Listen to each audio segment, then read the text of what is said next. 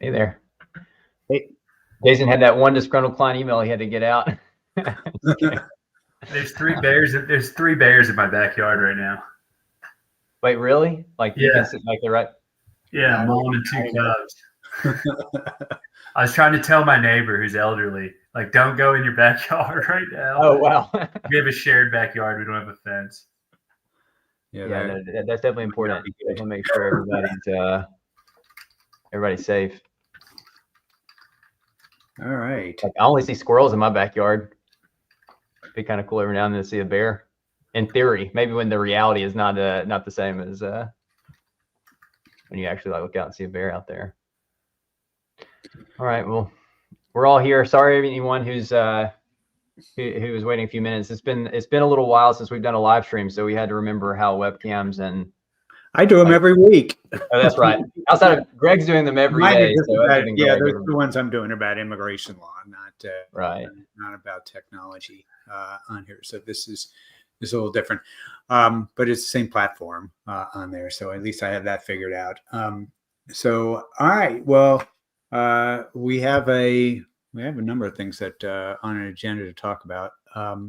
So we can get going on there. But Josh, why don't we start just by talking a little bit about some of the, it's just we're going to be talking about a lot of things that are not product related about AI, but what is happening with Visalaw.ai as far as I know that you're kind of you're deeply into one big change that's about to happen. But maybe talk a little bit about some of the new things that are going on.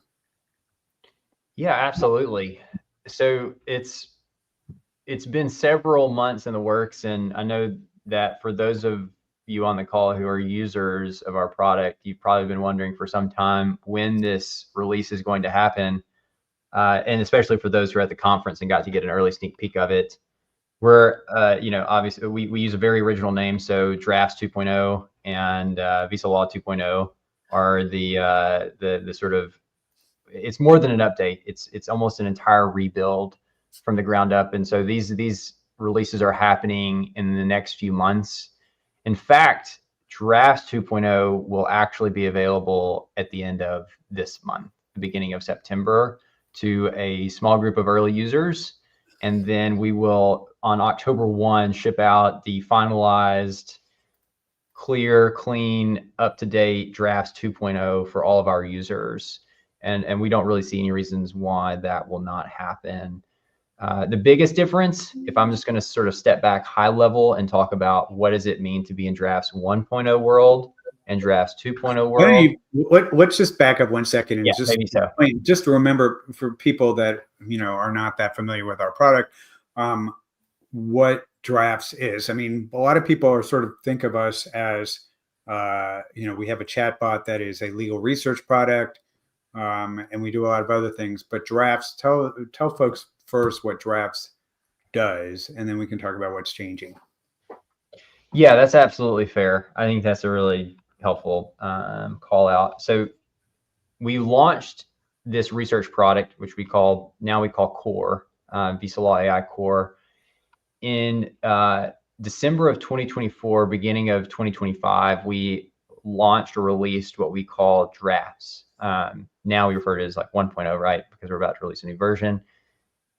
Drafts essentially is a workflow, right? When you think of like an LLM, or when you go in to use Visalaw's Core product, which is a research tool, it's very chat-based, chat-oriented.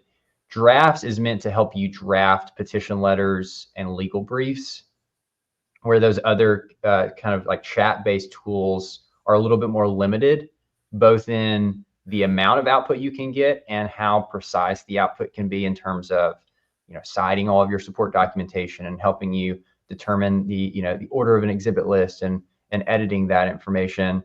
It's very limited, right? You can use the chat interface to do some drafting, but it's going to be tough, I believe, still even today, to generate a 15, 20, 25 page petition letter.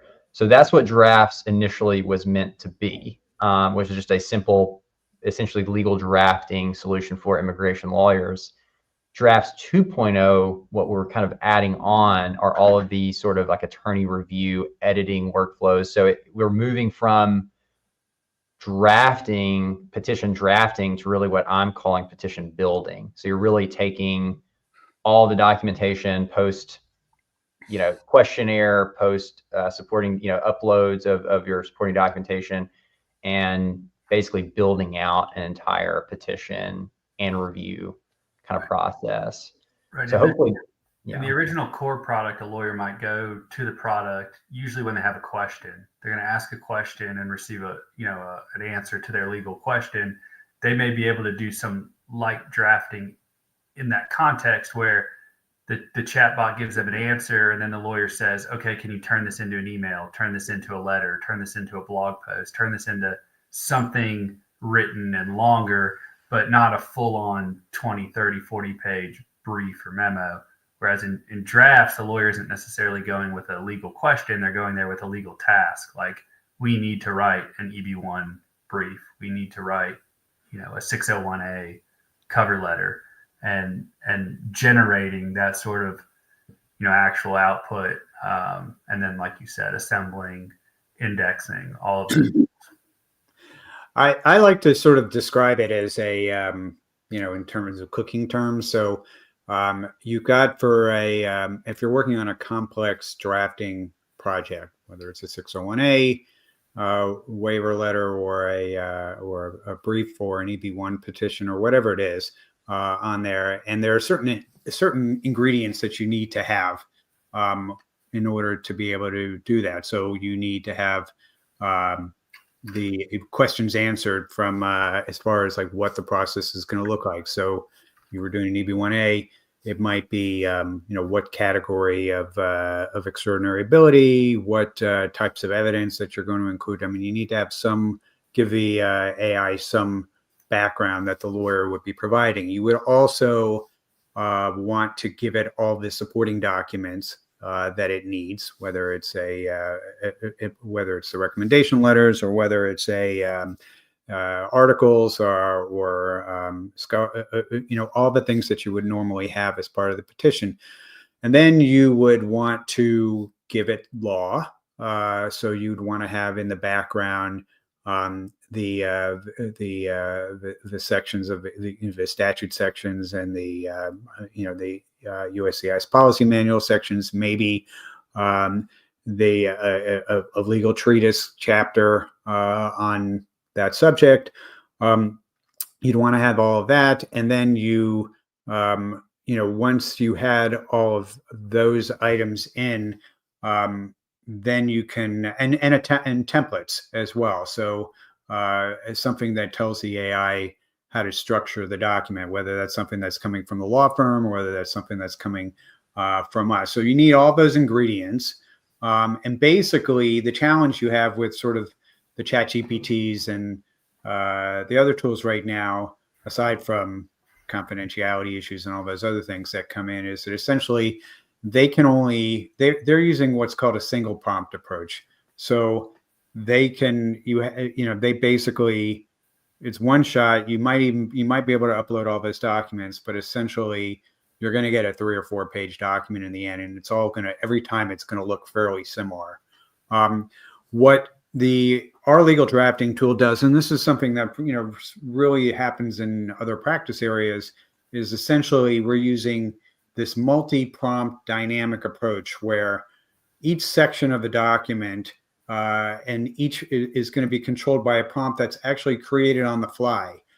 So we will have sort of a background prompt, but all that information that we were just talking about our software is actually turning that into a prompt on the fly, so that when you get a document in the end, it may be a result of 10 or 15 different prompts that were all essentially written just for that particular document, and the whole thing is put together in the end. But you get just a much better document in the end than you would ever get out of ChatGPT or any of these other tools, just because of the way that's the design works for that. So I think sometimes it helps to have a little bit of a kind of an understanding of sort of like what's going into this process, and that's what we're doing. By the way, I know Ian is behind the scenes. The insurers who have set this up. Thank you, Ian. Our show notes that or the notes that we had, we were supposed to introduce ourselves at the beginning. So let's go ahead and do that right now. We just were like in the middle of conversation, so we decided to just get going. But I'm Greg Siskind. I am an immigration lawyer, been around for a while, and a co-founder. So that's me. And also a lot of people know me from the Ale Cookbook that I've written with my law partner, Ari Sauer, for a couple of editions. Josh, why don't you go? Sure. I'm Josh, co-founder, CEO of Visalaw.ai, new father now, and we have yeah, that's why this live stream has been pushed back. Father of two, the oldest baby 2.0. That's right, baby 2.0. Yeah, it's yeah, I mean, it's basically, I've just described my entire life right now, which is figuring out how to keep our kids alive and figuring out how to create some new software. That's basically all I do. So no, it's yeah. So that's really it. And Jason, I'll hand it off to you now. Yeah, Jason Susser, also one of Greg's partners at Siskind Susser, and co-founder and chief legal officer at Visalaw.ai. And don't let these guys confuse you. They wear a lot of hats. They're both, Jason especially has a massive case list in startup immigration, and also in the software world as well. So thanks for taking the time to be on. Greg, I guess you can get us back on track. Yeah. So anyway, so that's Drafts 2.0, and Josh, you've mentioned some of the things that are coming. So that product is rolling out, but most of our users, when do we think most of our users will have access to it? Conservatively, October 1st. I think it just depends on how the early launch goes. So the early launch will be actually in about 5 business days, so a week from now. A week from now is a holiday, so it'll likely be Tuesday the 2nd, where we'll launch to early group of users. If there are active subscribers on this call today who want to be a part of that, definitely reach out and let me know. We did have some different windows of time where we asked for early, basically like wait list, beta user kind of thing. We will defer to that list first. I believe there are approximately, maybe hopefully like around 100 or less users who will get that early access. But again, we're talking 3 to 4 weeks max. Just want to, get everything in good working order. All right. And Josh, the other, thing that's going to be happening over the next few months is a big overhaul of the core product, which is legal research, and it's private GPT and document Q&A and translations and summarization. So I don't know if you sort of want to give people a little bit of a preview on some of the things that they'll be seeing over the course of the next few months, or if you want to hold it all close to your vest. But feel free to tell us a little bit about some of the changes that we're probably going to be seeing. Yeah, no, I'm actually open. I can share like the actual kind of like new UI, even just give like initial kind of concept for people and like what's going to be available in chat, because I think there are several folks who've been waiting for a while to see some of these updates, and happy to kind of talk through some of them. So this might be a little blurry. I don't know how it shows up on the actual screen for the live stream, but if you guys can see it okay. I don't, it's not showing yet. Oh, it's not showing. Okay. I might have, oh, you know what? I have to do that. Gotcha. Okay. All right. It is a little blurry, but I think it's a little blurry, but it's okay. So essentially it's going to be a brand new interface from top to bottom in a lot of respects. The sort of high notes here are our platform will be unified for the first time. So what I mean by unified, I mean every different task or option you have in Visalaw.ai right now is essentially a standalone task, right? You run a chat, you run a new draft project, you upload a file. All of those things sort of happen independently of each other. And we are releasing something called projects, which most of you will just liken to cases, right? Or folders for a client, where you can basically link up all of these different objectives, tasks that you have, translation, drafts, chats, and they all kind of get consolidated in these project folders. So that is one major difference. You'll also notice from this screen, essentially we will consolidate the chat interface to two core functions. One is research and the other is AI chat. AI chat will essentially be document Q&A, right? It will essentially be private GPT. Those two skills will essentially be combined into one chat interface. It'll offer the same features of both. We just wanted to make the screens simpler and easier to use and more familiar if you use other AI products. And then from a core functionality standpoint, I think the biggest changes will be the addition of, you can think of it as deep thinking or deep research. So, when you run a research chat, you can allow the AI to, essentially do more thorough analysis rather than, maybe like what you've seen in the past, which is like a really quick response. So it will allow, I think, for the insights and the responses from the AI to be much more. Yeah, I'll give an example because this is one we've been experimenting with deep research in Gen in our staging environment to give us a little bit of a better idea. But one way to think about deep research would be on a country conditions report for an asylum petition, for example, and that would be one where you do want it to go out onto the live web. But you also might want to incorporate it into a country conditions report to get something really customized for what you're looking for your client, to upload, for example, a client statement or the transcript from from your consultation with the client, or additional things. So you combine specific documents that you already have, but also it's going out onto the live web, which is different than any capability that we currently have. With research, we'll also have similar capabilities sticking to just our law library if you want to get a sort of a longer form research memo instead of the one that comes by default, which is following that particular template. So there's a lot of capabilities we're going to get when we have reasoning and deep research capabilities. Josh, I also noticed on here that you choose your model, choose your LLM, which is something I think that people appreciate if they want to use GPT-5 or if they want to use Claude, or we're going to give more choices to our users to pick the model that they find more comfortable.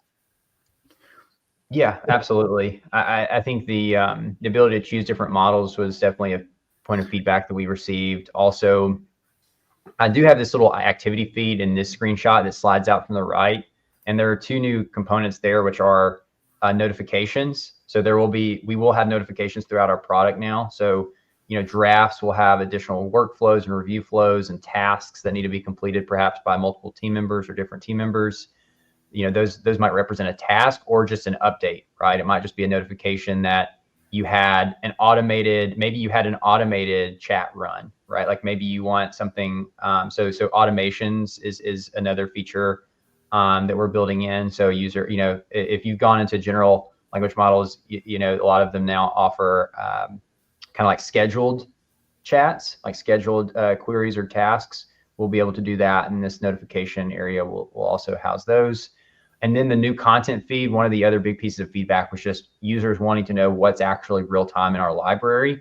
And so this almost acts as a real time feed of what's happening. So like, oh, this big change happened today. Did we add this yet? Or have we added this?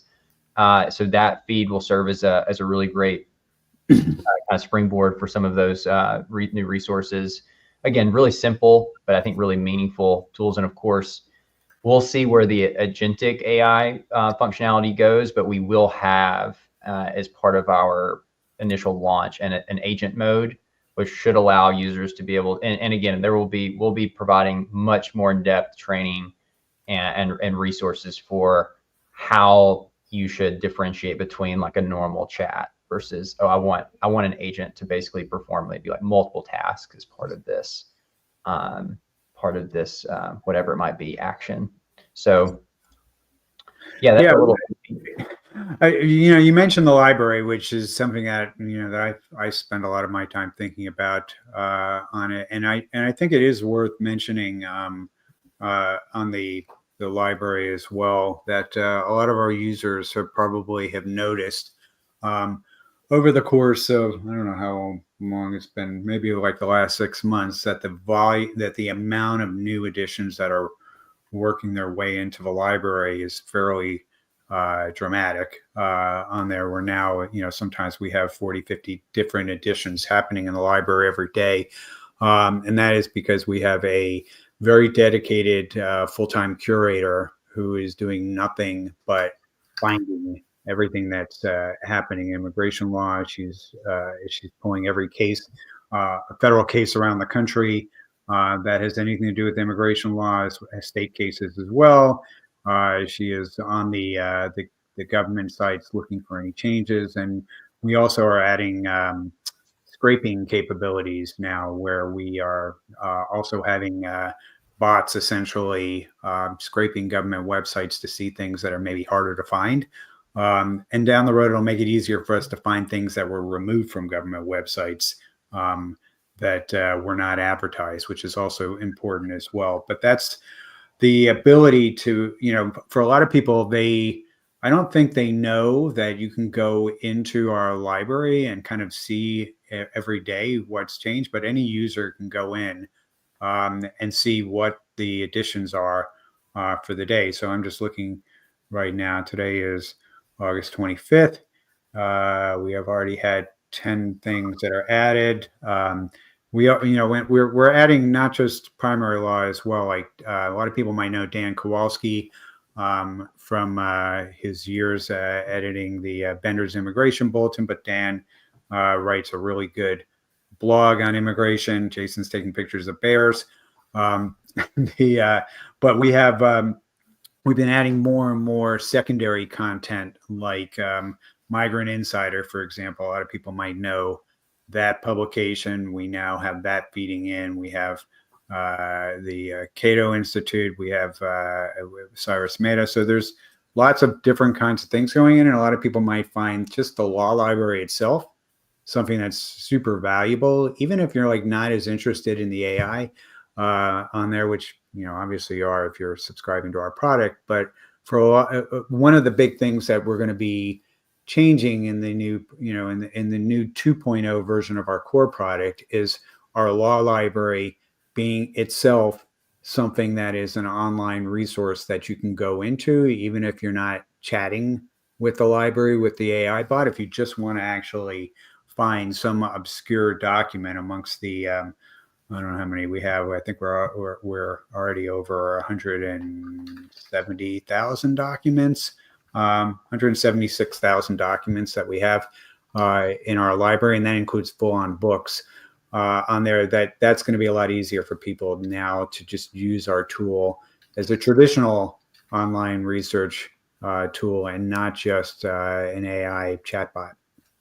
So I wanted to mention that, and shout out to Jimena Gomez, who's our curator. She's awesome and is constantly trying to find new places to get that content in. Yeah, no, she's an all-star for sure, and we definitely wouldn't be where we are without her help. And we're hoping to leverage AI in ways that maybe folks haven't thought about it until now, right? So trying to think through how to find certain dates within various government publications, sort of like sorting by date, sorting by relevancy, being able to just perform just a natural language search of the library and get results. Maybe you don't need a research memo. Maybe you just want to see the top 5 results for, some specific court case or some specific resource you're looking for. I think the new deep research capabilities that will be available will also lend itself to just being able to find information. Maybe you don't need, again, maybe you don't need the thorough research memo. You just need to find something in the library. That's usually, sometimes that's half the battle. So I really do think some of this new tooling we're making available will make the search and find much better, in addition to the actual like strategic work that you're doing.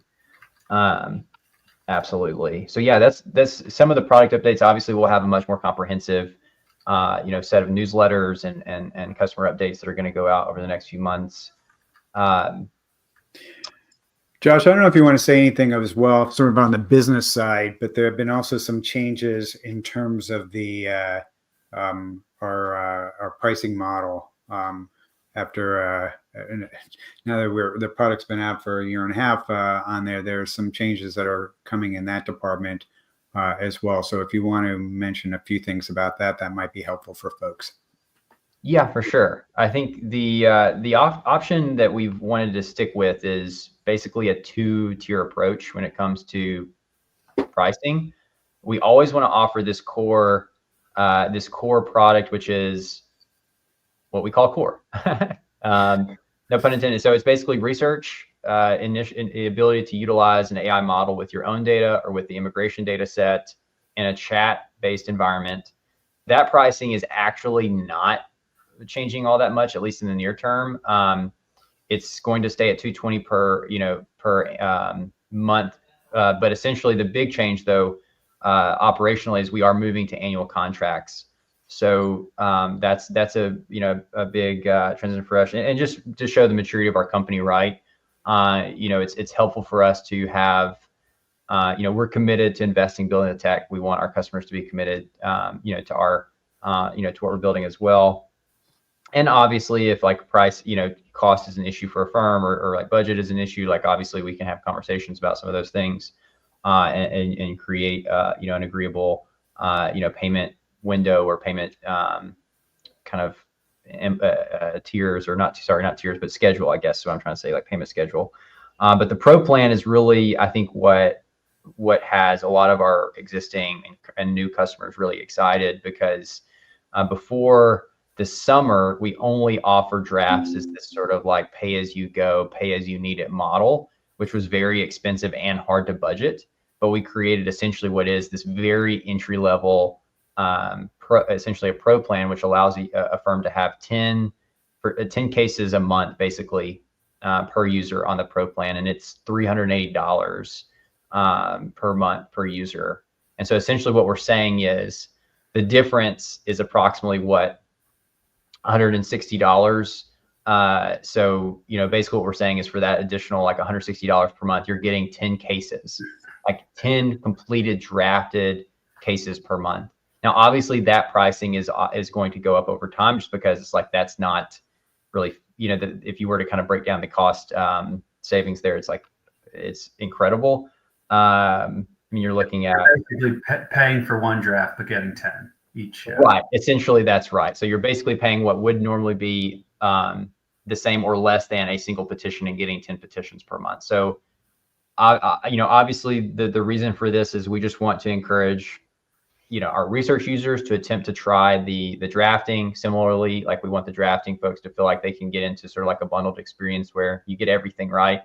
Because I think a lot of folks coming in, they understand really well like what the research tool is meant to be, or they see a demo of the research tool and they're like, oh, that's exactly what I need. I need some like real time insights and help like analyzing certain case possibilities. And then on the other side, maybe you have firms who are seeing the operational efficiency, like cost savings associated with using AI to draft their petitions. But we actually want to present it ultimately as like one single unified solution, because you really don't get good drafts without really good research, and you really don't get like the next logical step after you perform what we call really is case strategy. Like, once you perform like whatever that case strategy process is, like then you move into the administrative, the drafting process. So we really do see it as essentially like a unified solution. And we think the pro plan is the best way of doing that. And it's also predictive. Like, what your budget needs to be.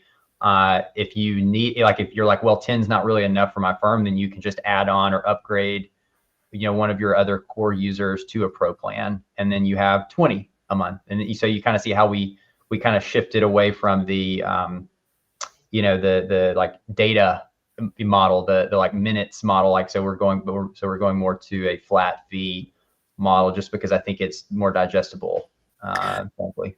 And I think it also, there's sort of highlights two advantages I think that we have in the marketplace by going to a model like that. Number one is that there are other drafting tools that are out in the market, and some of them are pretty good on there. But from a pricing perspective, this is dramatically less than you would pay to do the same amount of drafting with one of those. And the other advantage is that we have the whole research product and all the other tools in that pricing on there. So, if you're using our deep research capabilities to generate a country conditions report, for example, that would then flow into the asylum drafting capabilities in drafts 2.0 on there. And that's something that I think people will come to appreciate is very, very helpful for a lot of the preliminary work that you're going to do before you even start trying to produce a document, a petition or a brief. Having gone through all of the other functionality first is going to make for a better document in the end. So I'm excited about that. Yeah, and I think the last things I would say about the pricing as it exists today is we're offering it at this price point not because we see the value, like we this is not our perception of the value given to lawyers and law firms, but it's because of our anticipation for the release of our 2.0 product, right? So we see a price increase happening later this year for the Pro plan.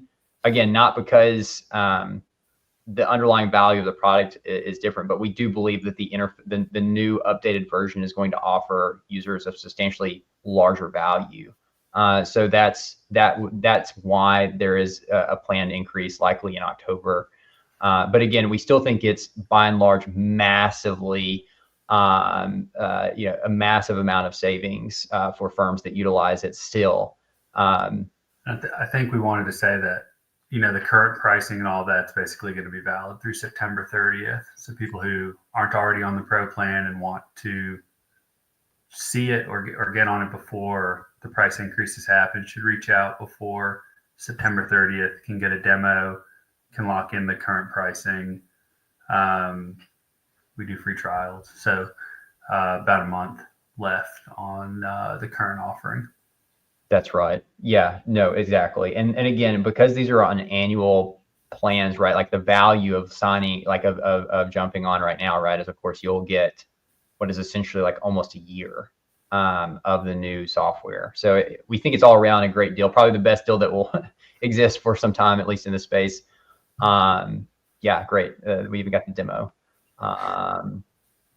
link there. So Greg was going to talk about Prompt.law and some other. Oh, yeah, I want to talk about that. That's like that's been my pet project for many months, and it's been largely finished for the last couple of months, but we haven't publicized it very much because we're waiting on the law school semesters to start, because this is actually something that's going to be used in some law schools on their AI curriculum for law students. But let me see if I can. Hopefully. Let's do that and then give Josh a chance to talk about some security stuff, SOC 2, yeah, whichever one. Hang on a second. So here we go. Y'all showing up? Okay. So this is Prompt.law. And essentially, this is a completely free website that we've built that has is no advertising. The only information that's being collected is a username is your email address and your first and last name. So it is a prompt repository that is sort of a crowd. It's the idea is that it'll be crowdsourced, and Prompt.law itself is a way to go out and find very in-depth prompts for particular tasks that you're doing in law, as well as to upload yours. We will have ratings and all kinds of things on here, but I did want to show folks a little bit about some of the things that you would find in here. So this is in my account. These are prompts that that I've created. But if we were, let's just say we were looking at asylum law prompts, there's 27 that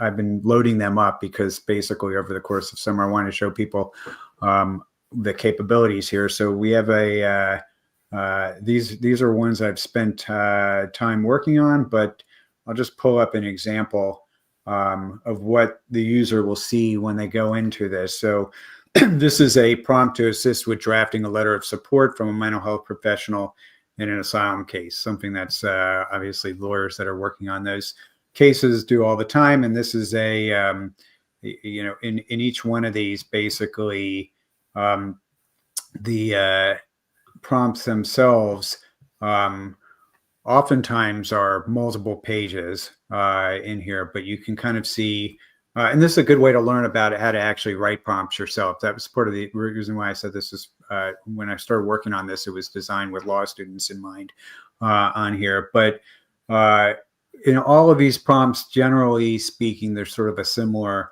approach. First is you're giving it a role in defining the broad task. So here, you're a legal writing assistant and you're drafting a formal letter of support from mental health professional to be submitted with a asylum or humanitarian case. And the next thing in here is the documents that the AI suggests uploading to go along with the case. So it might be therapy session notes.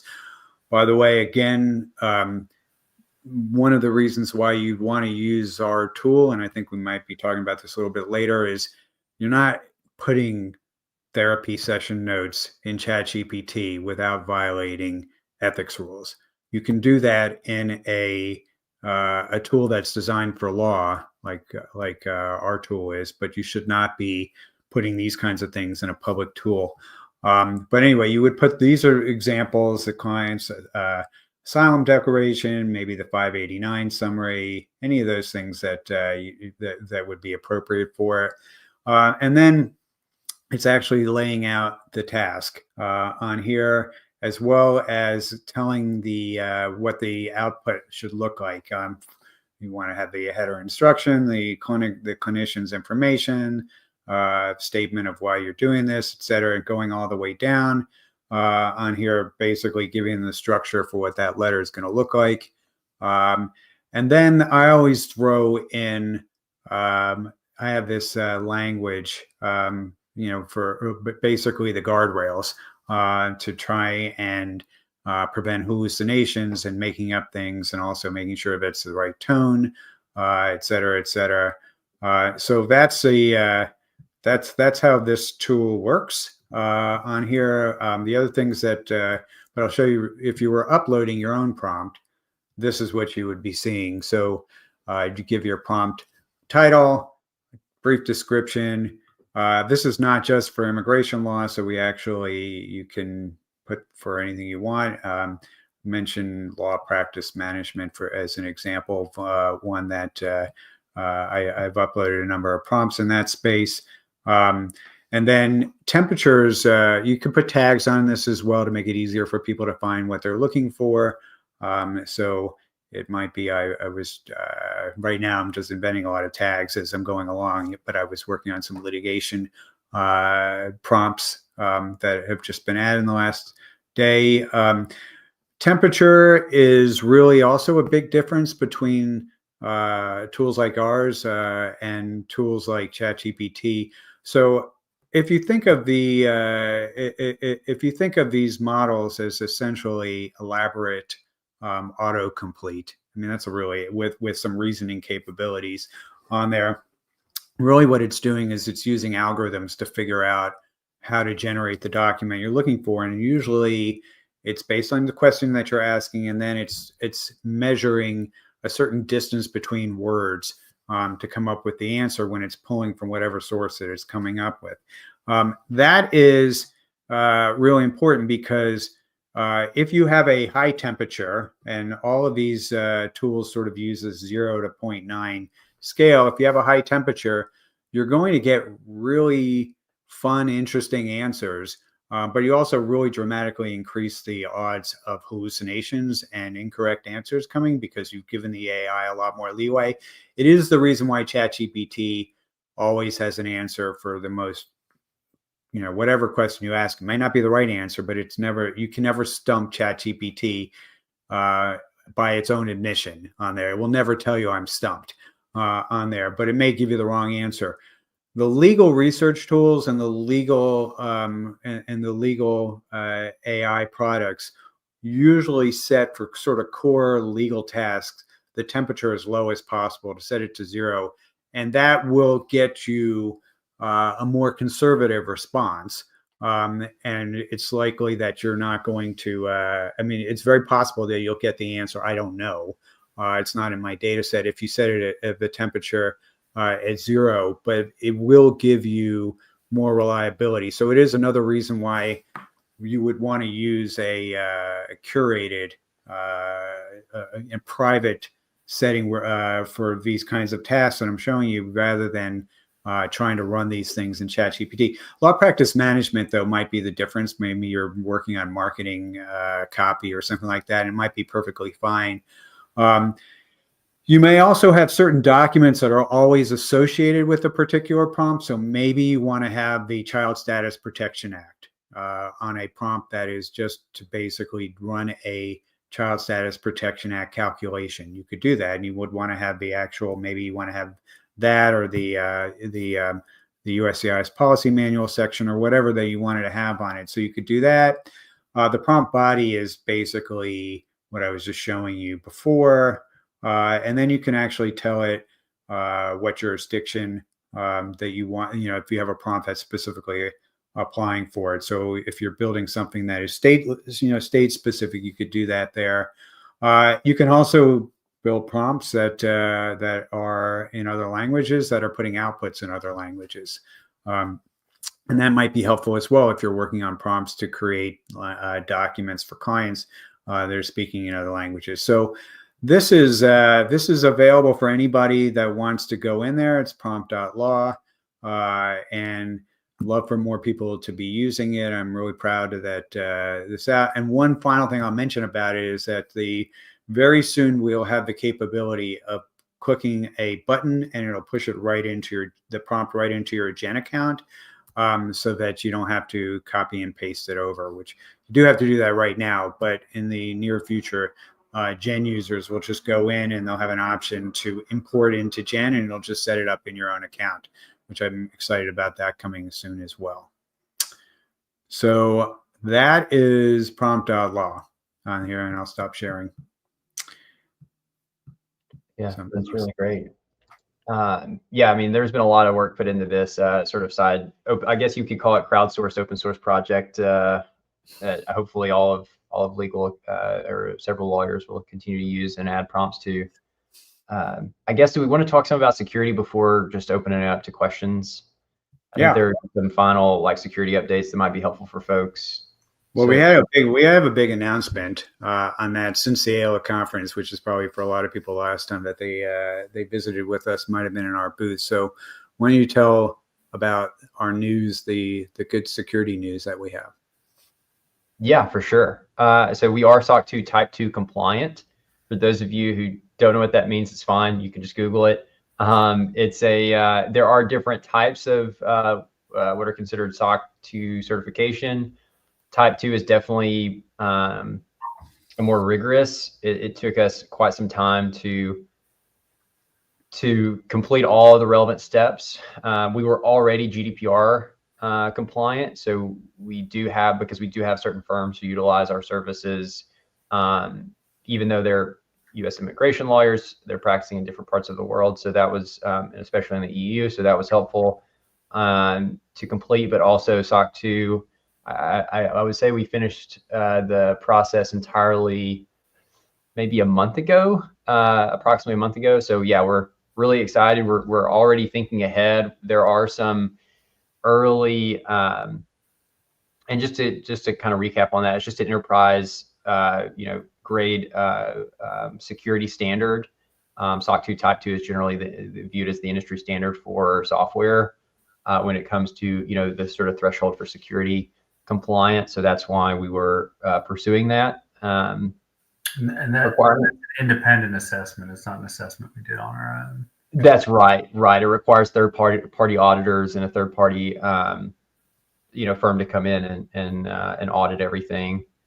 So yeah, that's correct. And then we're already looking at additional certifications. One specifically is ISO 42001, which is an earlier AI specific certification. It's going to be a little different than the SOC certification, but we're really excited about the challenge, and hopefully we'll be able to share more in the next 12 months about that process. And I believe some of the early stage language models, like even the more general ones, are just now hitting ISO 42001, like it's that new. So we're definitely going to be on the cutting edge of it. The security piece, though, I think is interesting right now because of one specific topic around data retention. Like I do want to remind folks of this who are using both general models and maybe legal specific tools. Both OpenAI and Anthropic have different standards around data retention. The way that we interact, as in Visalaw.ai interacts with these models, is that we have a zero retention policy in place, being an enterprise customer of those companies. In other words, like our usage is not logged or stored anywhere on their systems, but there are some recent lawsuits that actually change the way that user data is stored. If you are like an OpenAI, like you use like you're a paid ChatGPT user or you're a paid Anthropic user, if you have a ChatGPT account, your data is for sure being stored in OpenAI servers, mainly because of a new lawsuit around the New York Times, like the New York Times filed a lawsuit earlier this year. And there was basically in June, OpenAI announced that essentially they're storing all of that data indefinitely until the suit is resolved, unless you are an enterprise customer, which is not a normal tier. Like you actually have to go and like talk to their team and get that all worked out, or you are an enterprise API zero retention policy holder, which Visalaw.ai is. And in fact, even in the documentation, they say that even if you're an enterprise customer of ChatGPT, like that could actually, they could have a different legal requirement in the future that would require them to actually store all that data as well. So really the only way that you're technically avoiding data retention is if you have like a signed policy with the language models. And so that's what we do. In fact, and again, that's like part of our arrangements. They're not storing any of this data. So I just wanted to flag that, like it's not, so initially it was, OpenAI stores data for 90 days or stores data for 30 days if you set that up in your paid account settings. Well, now it's actually in perpetuity until this lawsuit is resolved. So just wanted to flag that for people. Even if you have a paid account, your data is still being stored. Doesn't mean it's, I mean, obviously they have secure, OpenAI and these other big LLMs are focused on data security and other things as well. So, you would hope that data is being stored securely, but just know that it is there. Like regardless if you're hitting the like temporary chat or not, like it doesn't matter because of the ongoing lawsuit. Similar with Anthropic, like even if you have a paid Anthropic account, your data is still stored for a period of time before it is purged. So I just want to like flag that for people. It's like, if you're going into these systems and entering sensitive client data, if you're using OpenAI, technically the New York Times has access to your data. So just sort of like, I mean, again, it's something I don't think people are really talking about, but I do think when you're talking about your internal AI tooling, it's important to flag some of these issues and resolve them in diligence, just so it's like, this is another reason why using a legal or domain specific AI tool that does have a lot of these sort of like grandfathered in policies in place is important. Not just because we're practicing proper AI, proper security standards and protocols, but just because like OpenAI has a legal requirement to hold your data. Like it's not even that they want to, it's just they have to. Well, I mean, even before this lawsuit, there were some big issues, ethical issues that lawyers need to think about when using these particular tools. Number one is that they normally will train on everything that you're putting in to it. So if you're uploading client documents, if you're asking questions that have client information in there, and you're doing it in one of these public tools, that's a major no-no as far as violating your client confidentiality obligations. The other thing, and by the way, and a lot of people say, well, it's okay because I use it in private mode on there. And you are right. If you're using in private mode, that it's not training the model, but there's still a human potentially in the loop when you're using one of these tools in the private model, and that is because they have humans that are monitoring terms of service violations that it's particularly seeing. So if you are putting in, a query about human trafficking, it may be because you're trying to develop a country condition report for an asylum case, and you may have a completely legitimate reason for putting that information in there, but there is a more than zero chance that is going to be flagged by the thousands of human reviewers that these companies pay, oftentimes in developing countries, to look at the chat history that you've posted in there. So you really need to be super careful about using those tools for anything that where you have ethical obligations regarding confidentiality. You should be using, it doesn't have to be our product, but you should be using a product that is designed to preserve confidentiality as a lawyer. So that's something worth mentioning, because I think a lot of lawyers still don't appreciate how that happens. It's not a new thing entirely. I mean, Google and some of the other ones, people have been using sort of the same way over the years and putting that kind of information in there. But you have to be more conscious of it now than ever. The last thing you need is not just in litigation, but if your information that you're putting in that is confidential shows up in somebody else's answer, that is that's something that could put your license at risk. Right. Right. So I guess we can transition now. I know we're kind of up to the close to the hour. I don't know if there were any questions that came through. I know Ian's probably been managing some of that behind the scenes. I'm not sure. This is the first time I've been on one of these and not been the sort of like, can see some of the feature or functions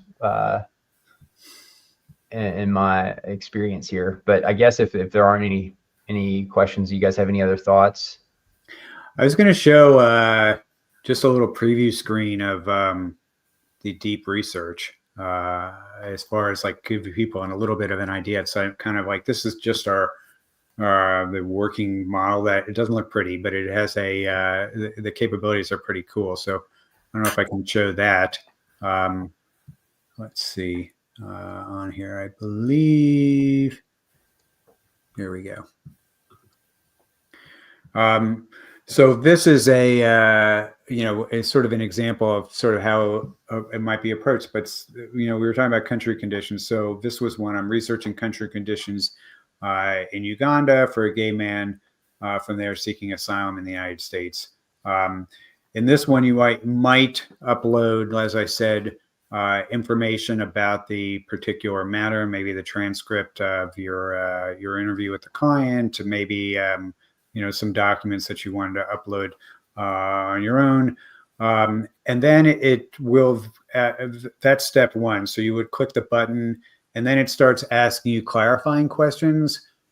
So these are, what specific time frame are you looking for to focus on? Are there particular cities or regions in Uganda that you're looking at? Do you want focus on recent changes?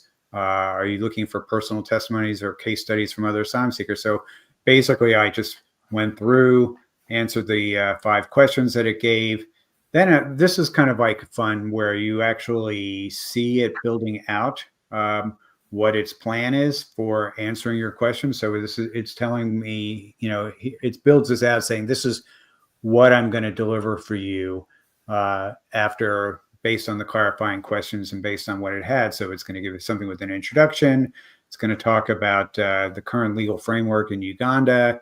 It's going to, these are the subjects it's going to talk about. Then you kind of see it going to work as far as like the, as it's building it out and it's going both online and it's looking at the documents you've given it. And then you see, this very detailed report based on what it found with, again, you have citations all throughout. And then you see the 39 websites with the links that it gave you. But, another nice thing that we have capabilities with this here would be, you can click this button where you can actually edit this document and make changes and ask it to refocus it. You can tell what reading level you want this. Maybe you're building something that's facing a USCIS examiner, might be a little bit different than something that's for internal use amongst the lawyers. You could tell it I want something that's more in depth and longer, or you can tell it this is too long, shorten it up. You can tell it to translate the document for you, and it will do that, et cetera, et cetera. So, these are and then you can tell it to give it to you in a Word document or a PDF on there. So I wanted people to sort of like see what this is capabilities that are coming really, hopefully in the next few weeks. We'll start testing this out with some of our users, but this is in our staging environment right now. And I thought people would want to see a little bit of an idea of something that we're working on in that respect. So I will stop sharing and take that out, but I wanted to show that before we were done. Yeah, that was really helpful. I think conceptually deep research and agentic tools, and as we kind of step into this next stage of what it looks like to use generative AI, I think it's just really any context or examples for people is really great. I don't have anything else. I don't know if you guys have any other last thoughts. Nope, we're over the hour already, so I know that people want right. People need to get back to work or whatever they were doing. So thank you guys for doing this. We'll do this again soon, and hopefully people found this helpful. Yeah, thanks everyone. Thanks to Ian for organizing. Yeah, thanks Ian.